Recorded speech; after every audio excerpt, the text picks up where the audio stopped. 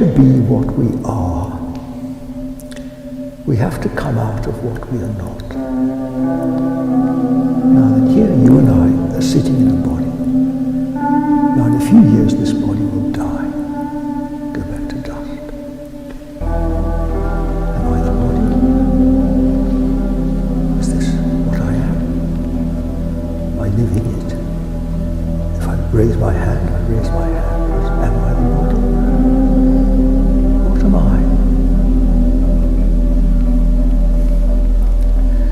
He was a quiet man, an artist, a craftsman, very conscious of his surroundings, a landscape artist mostly at that time. So he taught me to observe nature, to see the beauty of what was in front of me. Nothing elaborate, just the hedges, the trees, the grass.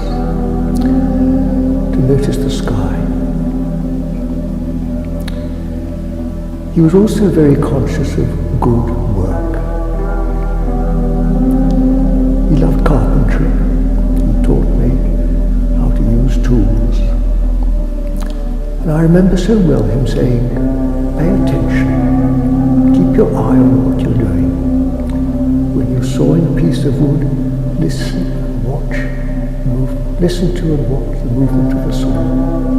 Watch the hammer, so you hit the nail straight. And these two lessons of 100% giving attention and observing what was around me have stood me in good stead all my life. Mum was Russian. Well, she was also an artist in her way.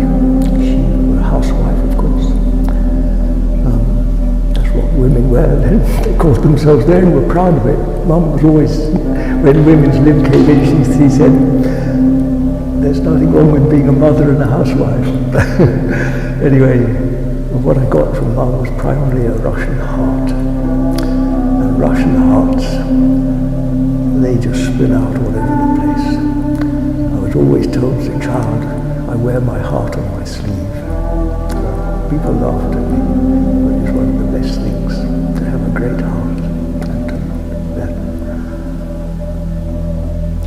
To recognize the existence of the heart, and the whole household shone with that tender, loving care that emanates from someone that loves their work and gives themselves to it.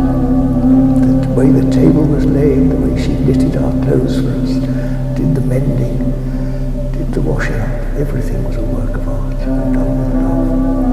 It was a shock because up till then we lived in the deep country and I hardly knew what another little boy was. My companions were nature and animals, and I was suddenly thrown into this world of other little boys, and I was completely lost, and for the first time in my life I knew what it was to feel isolated and lonely. Thank God the school was in a rural setting, so big gardens where I could go. And also, in my little childish way, I remember so well just burying my little head in my hand and closing my eyes and saying, God bless Mummy and Daddy and my sister and our dog. And what a haven of home, security that was for me. Yes, I think that probably was so, or if not inside, at least stillness and quietness. In nature, it's outside, isn't it? You look at a tree, put your arms around a tree, and you're held in stillness, in quietness, in that reassurance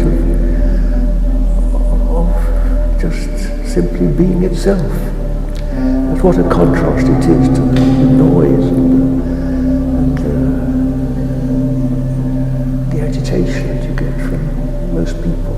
Well, I wouldn't say that, no. It's really a book committed to discovering, well, I don't know what really. It's, if I use clever words like the infinite or even God, as a young man, I still don't know really what they are. Who doesn't know what God is?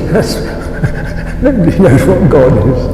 But there's, how can I put it? One longs for the unlimited, for freedom and for love. And in worldly experience, all these things are finite. They have an end. They have an end. They have an end. They have an end. Finite. Finite. Finite. Finite. Finite. Finite. Finite.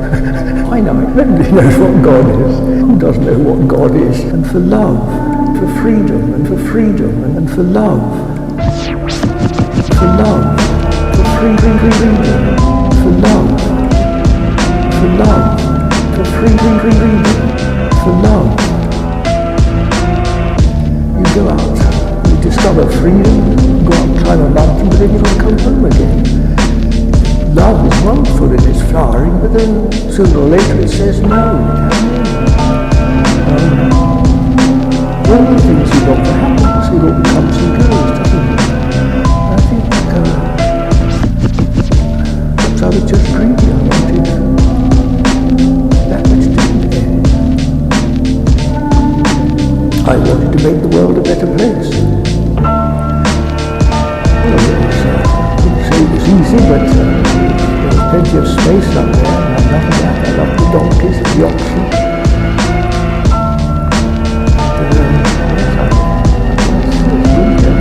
But I think like most people who've done voluntary service,